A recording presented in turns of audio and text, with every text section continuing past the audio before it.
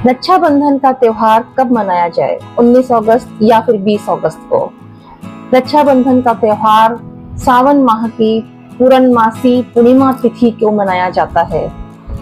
शास्त्रों में कहा जाता है कि रक्षाबंधन का जो त्योहार है वो भूल कर भी भद्रा में ना मनाएं, क्योंकि भद्रा का जो समय होता है वो बहुत ही खराब माना जाता है, अशुभ माना जाता है। भद्रा के टाइम पे, भद्रा के समय में अगर आप कोई भी मांगलिक कार्य या शुभ कार्य करते हैं तो उसका जो परिणाम होता है वो अच्छा नहीं होता। एक पौराणिक कथा है, कहा जाता है कि रावण की बहन ने रावण को भद्रा काल में राखी बांधी थी और 1 साल के अंदर ही अंदर रावण का विनाश हो गया। उसकी पूरी प्रजा, उसकी लंका पूरी तरीके से सब कुछ खत्म हो चुका था। इसलिए भद्रा के समय में कभी भी कोई भी मांगलिक कार्य नहीं करना चाहिए। भद्रा जो है वो शनिदेव की बहन है और इनको ब्रह्मा जी का श्राप लगा हुआ है।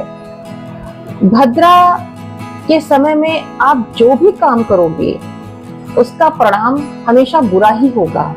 इसलिए ये बहुत सोच समझ करके, बहुत विचार करके ही आपको कोई भी मांगलिक कार्य करना चाहिए। तो अब के जो रक्षाबंधन है, सबसे पहले मैं ये आपको क्लियर करना चाहूंगी कि 19 अगस्त को रक्षाबंधन मनाई जा रही है।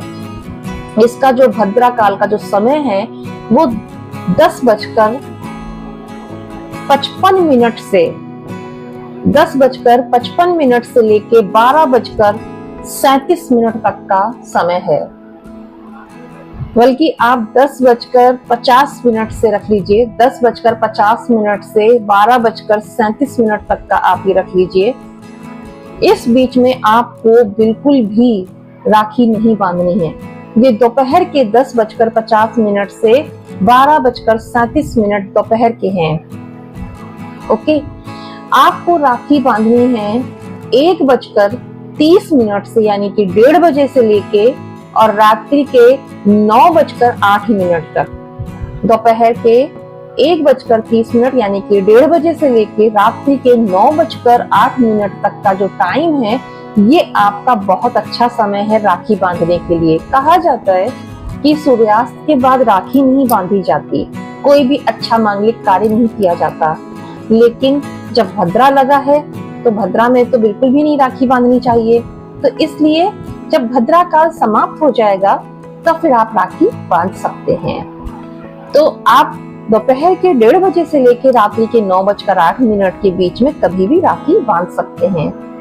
सबसे पहले तो आपको एक थाली सजानी है। उस थाली में ध्यान से रोली और पीला चंदन जरूर रखना है।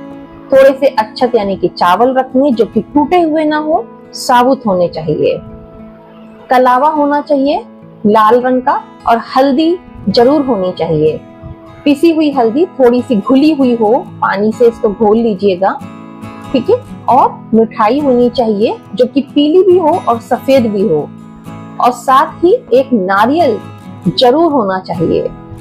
ये थाली में आप पूरा सजा करके और सबसे पहले गणपति बप्पा को अर्पित करेंगे। उनको आप राखी बांधेंगे और राखी में पहले आपको हल्दी लगानी है और चावल के दाने यानी कि अक्षत के दाने का छिड़काव करना है। और उस दिन ये ध्यान रखना कि बहनें और भाई दोनों या तो पीले रंग का कपड़ा पहने या तो लाल रंग का कपड़ा पहने। काला और नीला यानी कि भद्रा का जो कलर है, भद्रा का जो रंग है, ये गलती से मत पहनना। काला रंग और नीला रंग, ये 2 रंग अवॉइड करिएगा, ये आपको नहीं पहनने हैं।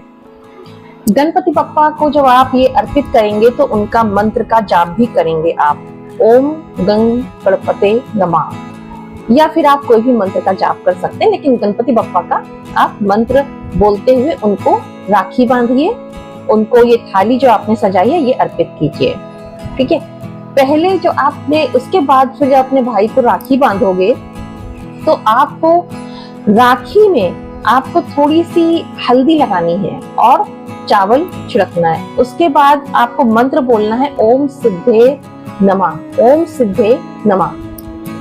ये मंत्र बोलते हुए आपको राखी हाथ में आप लेंगे और ये मंत्र बोलेंगे। फिर जब आप राखी बांधिएगा अपने भाई को तो आप गायत्री मंत्र पढ़ लीजिए। सबसे अच्छा मंत्र ये होता है ओम भूर्भुवः स्वः तत्सवितुर्वरेण्यं भर्गो देवस्य धीमहि धियो यो नः प्रचोदयात्। यह मंत्र बोलते हुए आप अपने भाई की कलाई में राखी बांध दीजिएगा। राखी बांधने से पहले जो हम ये अभिमंत्रित करते हैं राखी को, इसका मतलब ये होता है कि आपने अपने भाई की कलाई में जो रक्षा सूत्र जो बांधा है, जो राखी बांधी है, उसके लिए पहले आपने ईश्वर से प्रार्थना की कि मेरे भाई को लंबी उम्र दीजिए, उनकी हेल्थ अच्छी रहे, उनको तरक्की हो, सब कुछ उनको मिले। तो पहले हम ईश्वर से अपने भाई के लिए प्रार्थना करते हैं, उसके बाद फिर राखी बांधते हैं। Thank you so much.